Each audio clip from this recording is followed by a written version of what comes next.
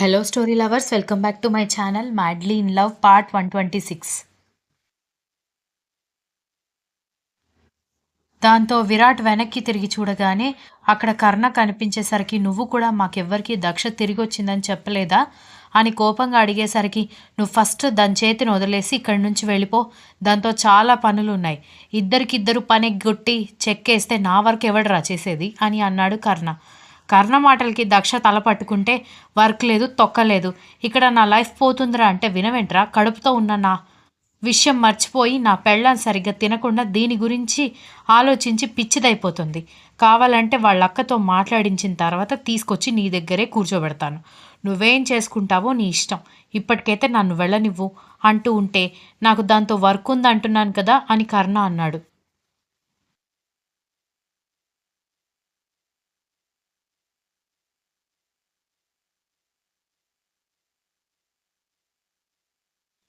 వెళ్ళొచ్చిన తర్వాత చేయించుకోమని నేనంటున్నాను కదా అన్నాడు విరాట్. కర్ణ మాత్రం నథింగ్ డూయింగ్ అన్నట్టుగా ఉండడంతో ఇక్కడ నీ అవసరం ఎంత ఉందో నా అవసరం కూడా అంతే ఉందిరా, దాని చెల్లెల్ని దానికి చూపిస్తే నా పెళ్ళాం చక్కగా తయారవుతుంది, ఆ తర్వాత నువ్వు దీన్ని ఏమైనా చేసుకో, ఒక్క అరగంట నన్ను వదిలేయరా బాబు అని విరాట్ చెబుతుంటే 1 మినిట్ కూడా నేను దాన్ని వదిలేది లేదు అని కర్ణ స్టడీగా చెప్తూ ఉంటే ఆగండి కాబోయే తోడల్లుళ్ళు ఏం చేస్తున్నారు మీరు అని కోపంగా అడిగింది దక్ష.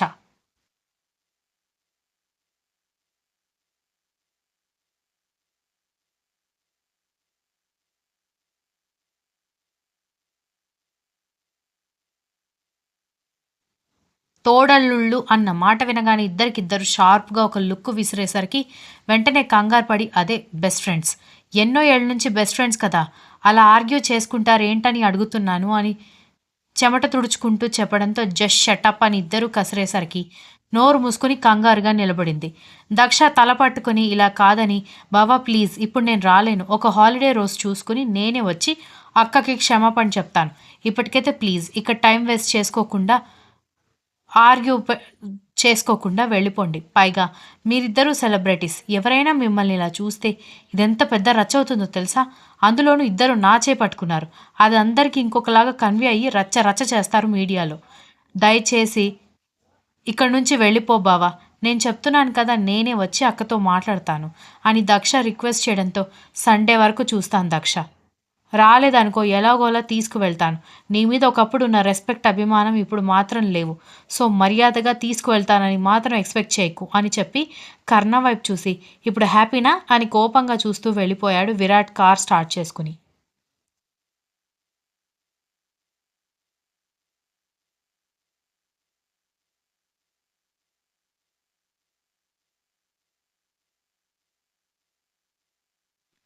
కర్ణ దక్ష వైపు చూసి నడు లోపలికి అంటూ చేయి పట్టుకుని లోపలికి తీసుకుని వెళ్ళి వర్క్ స్టార్ట్ చేయి, నిన్న నీ వల్ల ఒక్క పని కూడా ముందుకు సాగలేదు, ఇదే last and final warning, 3 days నుంచి కొంచెం కూడా ప్రోగ్రెస్ లేదు, అంతా చెత్త వర్క్, ఈరోజు డీసెంట్ వర్క్ నేను చూడలేదంటే మాత్రం అస్సలు బేర్ చేయను, నీకు సీవియర్ పెనాల్టీ ఉంటుందని చెప్పి తన ఛాంబర్కి వెళ్ళిపోయాడు.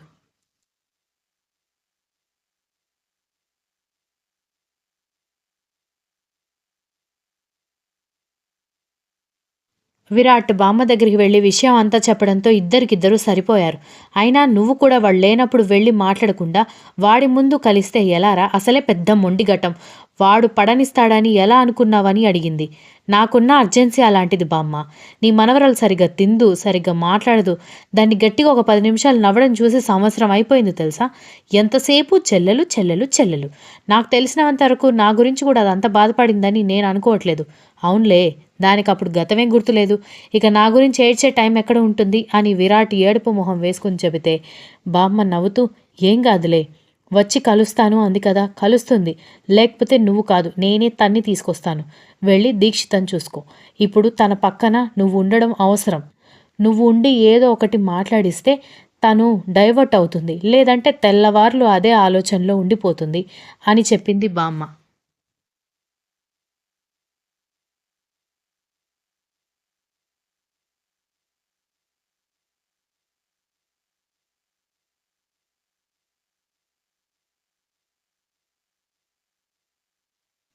అలా అనుకునే వర్క్ ఫ్రమ్ హోమ్ చాలా రోజులు చేశాను బామ్మ. ఆఫీస్ వర్క్ అంతా ఇంట్లో నుంచి మేనేజ్ చేశాను. కానీ ఇంట్లో ఉంటే తను సరిగ్గా నా మాట వినక ఎప్పుడు దక్ష గురించి ఆలోచిస్తూ ఒకసారి బాగా పెద్ద గొడవైంది. బాగా గొడవలవుతున్నాయి. ఇవన్నీ అవాయిడ్ చేయడానికి ఆఫీస్‌కి వస్తున్నాను. ఆ కొంచెం టైం అయినా హ్యాపీగా ఉంటుంది కదా అని. విరాట్ చెప్పగానే వెర్రి వెధవ! నువ్వు కూడా వాడిలాగే తయారవుతున్నావు. పాపం దాని చెల్లెలు ప్రేమ దానిది. ఎందుకంటే నీకంటే ముందు నుంచి దాన్ని చెల్లెలు దాంతో కలిసి పెంచుకుంది. ఆ మాత్రం ప్రేముండదా? నెమ్మదిగా చెప్పి మార్చుకోవాలి గానీ, గొడవలు పడతారా? అది కూడా కడుపుతో ఉన్న భార్యతో అని కోపంగా అడిగింది.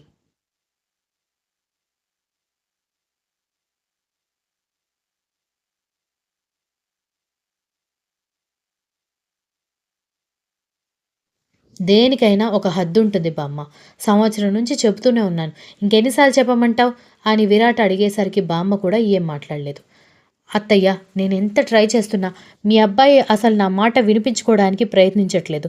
అసలు నా మాట విన్నప్పుడు, నేను తనకి నచ్చినట్టు ఉన్నా లేకపోయినా అతనికి తేడా ఏం తెలుస్తుంది?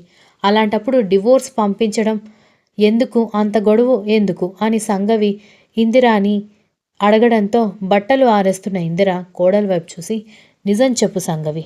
నువ్వు సిన్సియర్‌గా ట్రై చేశావా? లేకపోతే అది జరగాలి కాబట్టి జరగాలి అన్నట్టుగా ట్రై చేశావా? అనగానే సంగవి గుటకలు వేస్తూ ఏం మాట్లాడలేదు.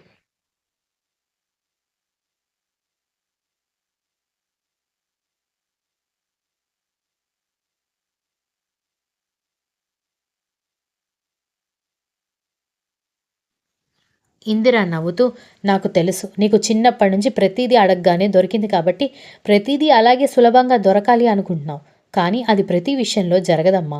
ఎంతో ఓర్పు, సహనం కావాలి. నీ మీద నవీన్‌కి అసలు నమ్మకం లేదు.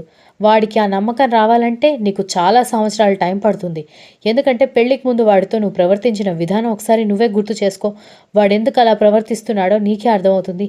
ఏదైనా మనసు పెట్టి ప్రయత్నించు. మెదడు పెట్టి కాదు అంటూ వెళ్ళిపోవడంతో ఇందిర మాటలతో సంగవి ఆలోచనలో పడింది.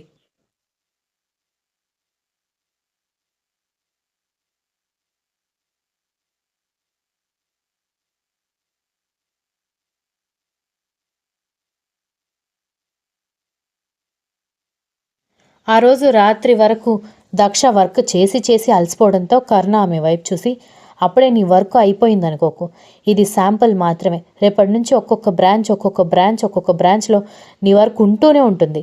అక్కడ నువ్వు పర్ఫెక్ట్‌గా ఉండాల్సిందే అని కరుణ సైడ్ స్మైల్‌తో చెప్పడంతో దక్ష అలాగే అతని వైపు చూస్తూ, మీకు నేనంటే కోపం ఉంది. మీ ప్రేమని అర్థం చేసుకోకుండా వెళ్ళిపోయానన్న అసహనం ఉంది. అలాంటప్పుడు దూరంగా పంపించకుండా ఎందుకిలా చేస్తున్నారు అని అడిగింది.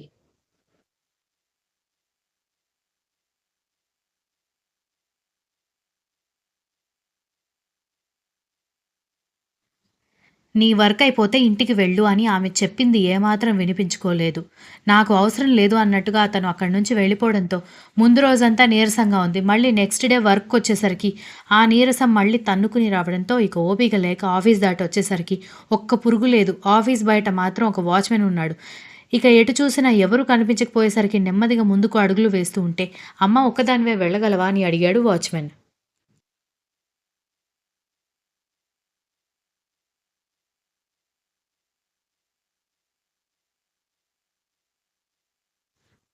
తప్పదు కదా బాబాయ్! ఎవరినైనా తోడు పిలుద్దామన్నా ఈ రోజుల్లో ఎవరిని నమ్మడానికి ఉంది చెప్పు?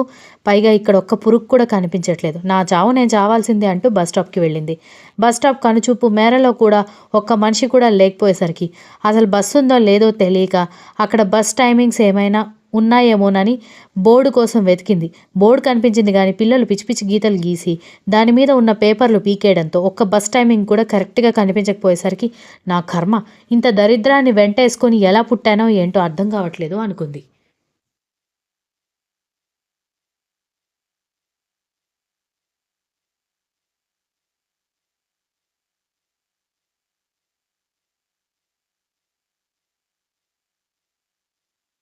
ఒక అరగంట వెయిట్ చేసిన తర్వాత సిటీ బస్సు రావడంతో హమ్మయ్య అని ఎక్కి కూర్చోగానే నీ అదృష్టం అమ్మా ఇదే లాస్ట్ బస్సు. ఇది గనుక మిస్ అయ్యుంటే రేపు ఉదయం వరకు బస్సులు లేవు అనగానే గుండె ఆగిపోయినంత పనైంది దక్షకి.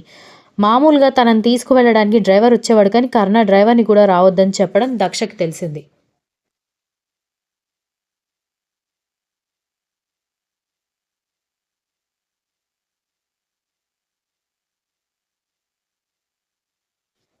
ఇక చచ్చినట్టు ఒకటే వెళ్ళాలి, ఒకటే రావాల్సిందే. ఆ బస్సు కూడా తన గెస్ట్ హౌస్ ఉన్న ఏరియాకి కాకుండా ఒక 3 స్టాపులకి ముందే ఆగేసరికి అక్కడి నుంచి 2, 3 ఆటోలు పట్టుకుని ఇంటికొచ్చేసరికి 1:30 దాటేసరికి పని వాళ్ళందరూ నిద్రపోతే ఒక 10 సార్లు కాలింగ్ బెల్ కొట్టాక గానీ డోర్ ఓపెన్ చేయలేదు. కనీసం వాచ్‌మెన్ అయినా మెలకువగా ఉన్నాడు. లేదంటే గేట్ బయట ఉండాల్సొచ్చేది. ఇంట్లోకొచ్చేసరికి అమ్మాయి గారు బాగా నిద్రొస్తుంది. డైనింగ్ టేబుల్ మీద అన్నీ ఉన్నాయి. వెళ్ళి తినండి అంటూ ఆవలించుకుంటూ పని మనిషి వెళ్ళిపోవడంతో వెళ్ళి భోజనం చేసి పడుకుంది.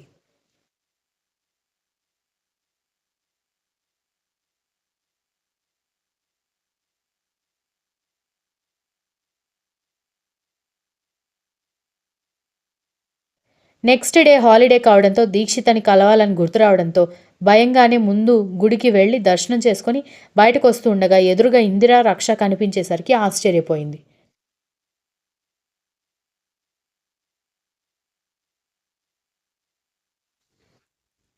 వెంటనే దాక్కోవాలని అనుకుంది కానీ ఆలోపే వాళ్ళు చూసేసరికి అక్క అంటూ రక్ష, దక్ష అంటూ ఇందిర ఇద్దరూ పరిగెత్తుకొచ్చి ఎక్కడికి వెళ్ళిపోయావే ఇన్ని రోజులు?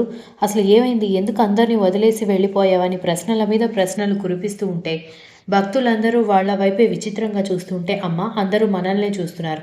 కాస్త అలా పక్కకి వెళ్ళి మాట్లాడుకుందామంటూ వాళ్ళని పక్కకి తీసుకెళ్ళింది.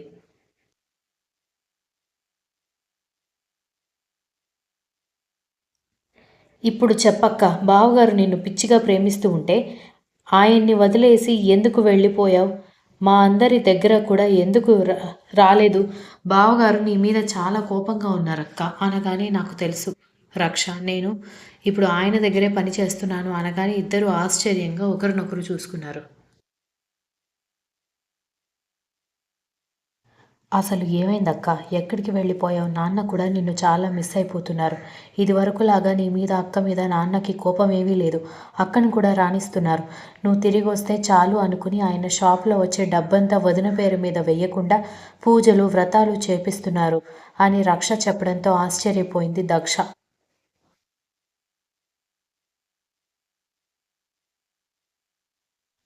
అవునమ్మా, మీ వదిన తప్ప ఇంట్లో అందరూ మారిపోయారు.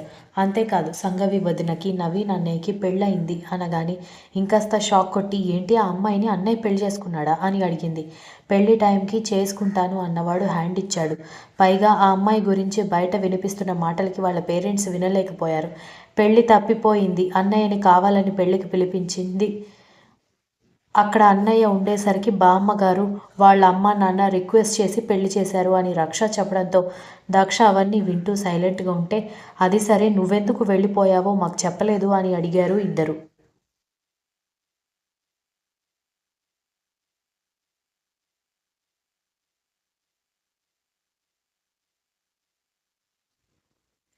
అదంతా పెద్ద కథమ్మా. నాన్న మారిపోయారు అంటున్నావు కదా! వీలు చూసుకుని ఇంటికొస్తాను. ఈరోజు అక్కని వెళ్లి కలవాలి. నా గురించి ఆలోచిస్తూ అక్క ఆరోగ్యం చూసుకోవట్లేదంట. బావగారు నా మీద చాలా కోపంగా ఉన్నారు. ఏదైనా సెలవు రోజు చూసుకుని వస్తాను. మాట ఇచ్చాను. ఇక్ అక్కడికి వెళ్ళి సమయం ఉంటే ఇంటికొస్తాను. లేదంటే మరొక రోజు వస్తాను అనగానే రాక రాక కలిసి వెళ్ళిపోతాను అంటావేంటే? నీకు దండం పెడతానే మాతో వచ్చెయ్యి. పువ్వుల్లో పెట్టుకుని చూసుకుంటాను. ఎప్పటిలాగా అస్సలు నోరు మూసుకుని ఉండకుండా మీ వదిన ఏదైనా మాట్లాడితే దాని దుమ్ము దులిపేస్తాను అని ఇందిర ఏడ్చినంత పని చేసింది.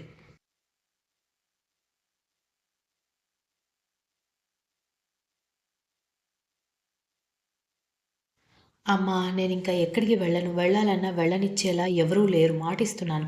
నేనొచ్చి కలుస్తాను అని దక్ష వాళ్ళని ఒప్పించి దీక్షిత దగ్గరికి బయలుదేరింది. ఇందిర రక్ష, దక్షని పంపించడం ఇష్టం లేకపోయినా ఇక దక్ష వెళ్ళిపోతుంటే ఆపలేక దర్శనం చేసుకుని ఇంటికి బయలుదేరిపోతే విరాట్ మ్యాన్షన్ ముందు ఆటో దిగింది దక్ష.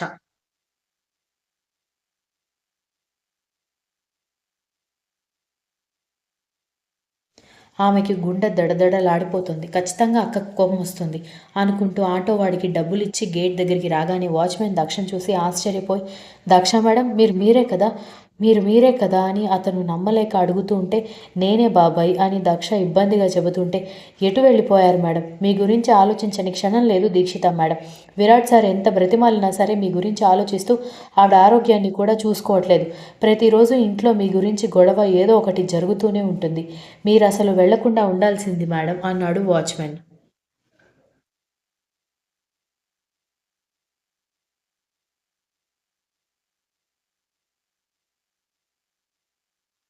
దక్ష ఇబ్బందిగా దిక్కులకు చూస్తూ ఉంటే లోపలికి వెళ్ళండి మేడం, మిమ్మల్ని చూస్తే దీక్షిత మేడం పోయిన ప్రాణం తిరిగి వస్తుంది అని చెప్పగానే దక్ష లోపలికి వెళ్ళి గుమ్మంలో అడుగు పెట్టడానికి 2 నిమిషాలు ఆలోచించి లోపల అడుగుపెట్టింది. విరాట్ న్యూస్ పేపర్ చదువుతూ సోఫాలో కూర్చొని న్యూస్ పేపర్ అడ్డుగా ఉండేసరికి దక్ష కనపడకపోవడంతో కాఫీ తీసుకొచ్చి ఇచ్చిన పని మనిషి ఆశ్చర్యంగా దక్షను చూసి దక్ష మేడం అని ఆశ్చర్యంగా అనగానే విరాట్ ఆ మాటకి పని మనిషి వైపు చూసి ఆమె చూస్తున్న వైపు చూపు తిప్పగానే దక్ష లోపలికి వస్తూ కనిపించడంతో వచ్చావా, ఎక్కడ మళ్ళీ హ్యాండ్ ఇస్తావో అనుకున్నాను అన్నాడు విరాట్ వెటకారంగా.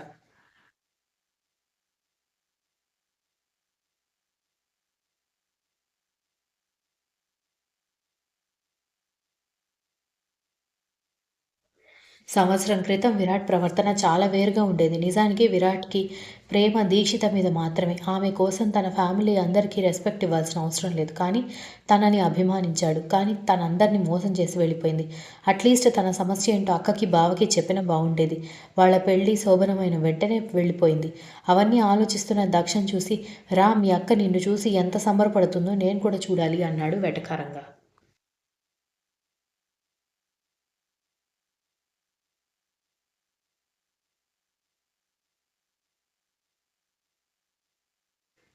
దక్ష బాధగా విరాట్ వెంట వెళ్ళగానే దీక్షిత గదిలోకి తీసుకువెళ్ళి దీక్షిత ఎవరు వచ్చారో చూడు అంటూ పక్కకు తప్పుకోగానే విరాట్ వైపు చూస్తున్న దీక్షిత కళ్ళు ఒక్కసారిగా బయటికి పొడుచుకొచ్చినంత పనైంది. నిజానికి ఆమెకి చాలాసార్లు చెల్లెల్ని చూసినట్టు భ్రమ కలిగేది. అక్క అని పిలిచినట్టు అనిపించేది. ఇప్పటికీ అలాంటి భ్రమ ఉండేది. ఒక్క చెల్లెలు గురించి ఒక అక్క ఇంత ఆలోచిస్తుందని అందరికీ ఆశ్చర్యం కలగచ్చు. కానీ వాళ్ళ మధ్య ఉన్న బాండింగ్ అలాంటిది. తన కళ్ళని నమ్మలేక కళ్ళు నలుపుకుని తనను తాను గిచ్చుకొని మంట పుట్టేసరికి దక్ష నిజంగా వచ్చిందని అర్థమయ్యేసరికి దక్ష అని కళ్ళలో నీళ్లతో పిలుస్తూ బెడ్ మీద నుంచి లేచి దగ్గరికి వెళ్ళి ఆమె మొహాన్ని తడిమి చూస్తూ ఉంటే దక్ష అక్క అని పిలిచింది కళ్ళలో నీళ్లతో.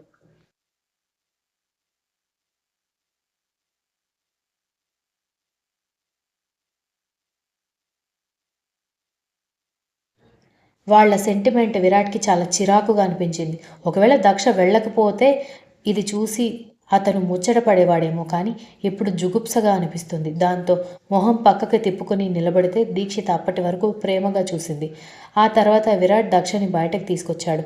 ఇన్ని రోజులు దాచుకున్న బాధ, ఆవేదన, ఆ మిస్సింగ్ ఫీలింగ్ అవన్నీ ఎలా చూపించాలో తెలియక, ఎందుకు వెళ్ళిపోయావో అడగాలని అర్థం కాక, అసలు తన ఎమోషన్ ఎలా బయటపట్టాలో తెలియక ఈ రకంగా రియాక్ట్ అయింది మీ అక్క అని విరాట్ చెప్పడంతో నాకు అర్థమైంది బావా అని అంది దక్ష.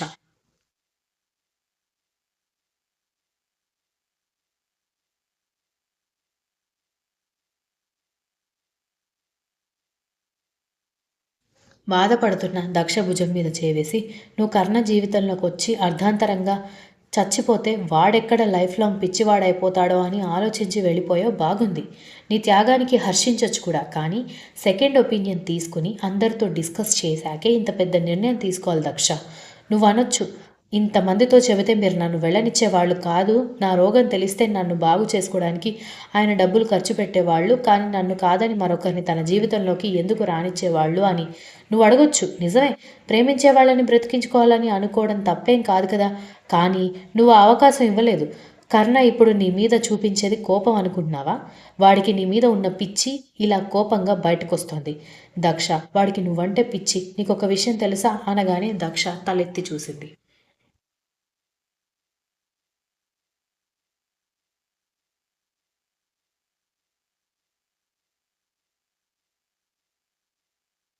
నువ్వు వెళ్ళిపోయాక వాడు డే అండ్ నైట్ హైదరాబాద్ మొత్తం వెతికి ఇండియాలో వేరే ఏరియాలో కూడా నువ్వు దొరక్క పిచ్చోడైపోయి మరొక నెల రోజులు వాడు గద్దాటి బయటికి రాలేదు. నెల రోజుల తర్వాత ఏమైందో తెలియదు. అకాడమీకి రెడీ అయ్యి వెళ్ళిపోయాడు. ఎప్పుడు వాళ్ళ డాడీ బిజినెస్ చూసుకోమన్నా కూడా ఆ దరిదాపుల్లోకి కూడా వెళ్ళని వాడు తండ్రి బిజినెస్లన్నీ హ్యాండ్ ఓవర్ చేసుకుని వాటన్నిటినీ ఒక స్థాయికి తీసుకొచ్చాడు. మేబీ నిన్ను మర్చిపోవడానికి, నీ మీద ఆలోచనలు డీవియేట్ చేసుకోవడానికి వాడు పని రాక్షసుడిగా మారిపోయి ఉంటాడు అన్నాడు Virat. Continuous. If you like this story please like, share, comment and don't forget to subscribe.